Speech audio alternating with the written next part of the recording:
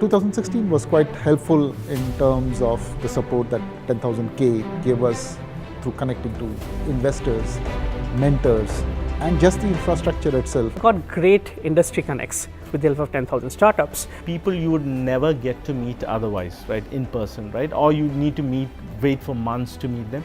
These guys are just coming in and going out of the 10K space all the time.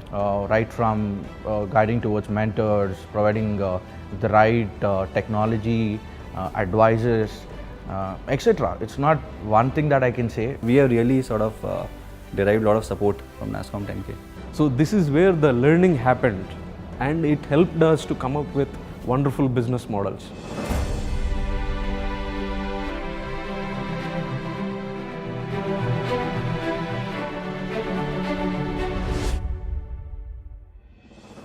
The programs like Innotech, where we took startups to the mecca of innovation, Silicon Valley, and made great progress.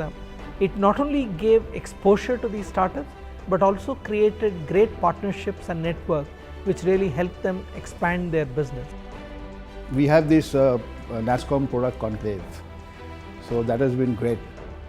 We did a few new things. We did a Tech March series, we did a Changemaker Summit, and we of course had a fascinating series with some of the global leaders like Masayoshi-san.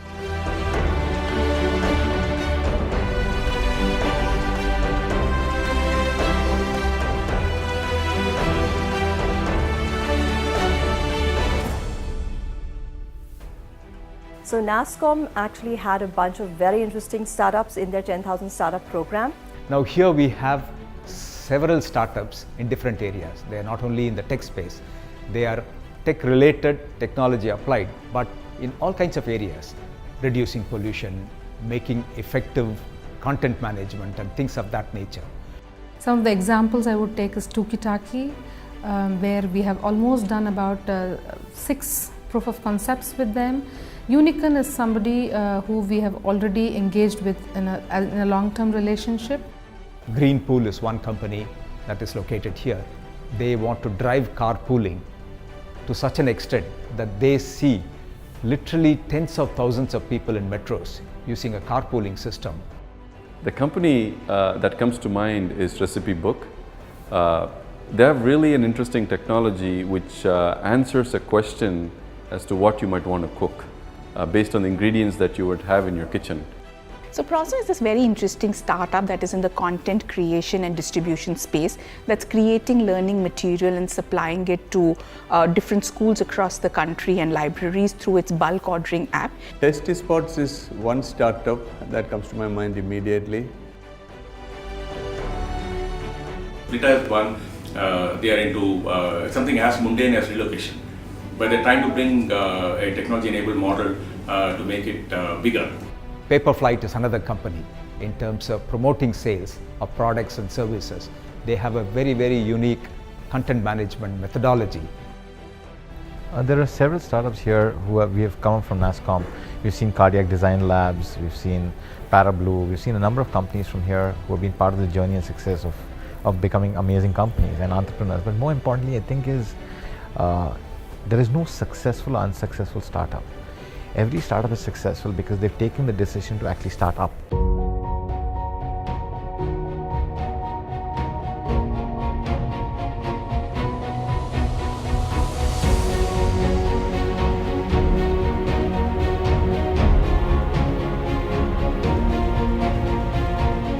We are also looking forward to startups leveraging technology a lot more to focus on the better customer experience and thereby driving business growth.